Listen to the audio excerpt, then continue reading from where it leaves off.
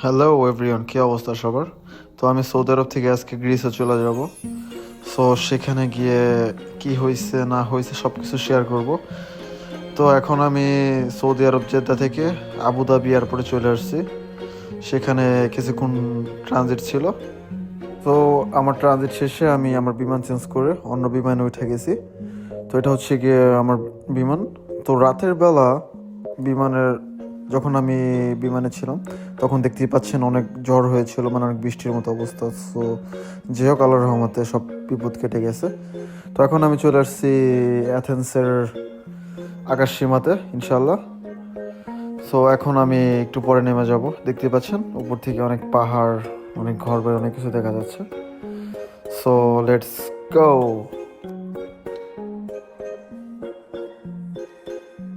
So আমার বিমান এখন ল্যান্ড করতেছে। তো বিমান থেকে নেমেই আমি কফি পান করব, কারণ আমার চোখে প্রচণ্ড ঘুম। সো চলুন। সো এখন আমি আথেন্সে, গ্রিসের রাজধানীতে। সো এখন আমি একটা কফি নিব। কফি নিয়ে ডিসিশন নেব কোথায় যাওয়া যায়।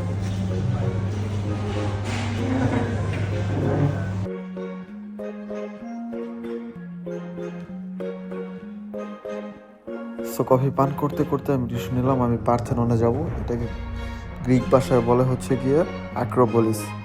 সো এটা দেবী আথেনার পবিত্র জায়গা হিসাবে গণনা করা হয়।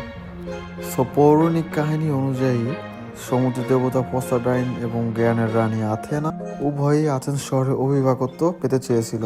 সো তারপরে পসাইডন তার ত্রিশূল দিয়ে মাটিতে আঘাত করে পানি বের করে, বা পানির ঝর্ণা তৈরি করে আর কি। কিন্তু আথেনা জলপাই গাছ উপহার দিয়ে মানুষের মন জয় করে ফেলে। সো এটা হচ্ছে কি আজকে অ্যাথেন্সের ইন্ডিপেন্ডেন্ট ডে। সো এটারও সাক্ষী হয়েছি আমি। তো এই জন্য আমার প্রায় 45 থেকে 50 মিনিট দেরি লাগছিল আমার আথেনা মন্দিরে যেতে, বা আক্রোপলিসে যেতে। সো এর রাস্তা বন্ধ, তাই আমি আমার গাড়িটা ঘুরিয়ে নিচ্ছি, অন্য রাস্তা দিয়ে চলে যাব। এটা হচ্ছে গিয়ে যুদ্ধ বিমান। তো আজকে ইন্ডিপেন্ডেন্স ডে, তাই পুরো অ্যাথেন্স মোহরা দিচ্ছে তারা। এটা হচ্ছে গিয়ে আক্রোপলিস। তো দেখুন।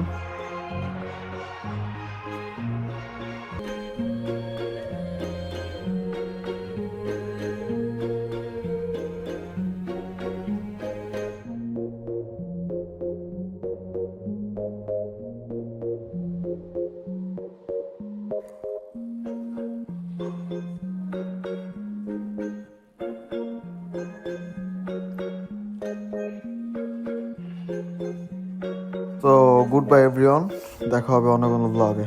সালাম আলাইকুম।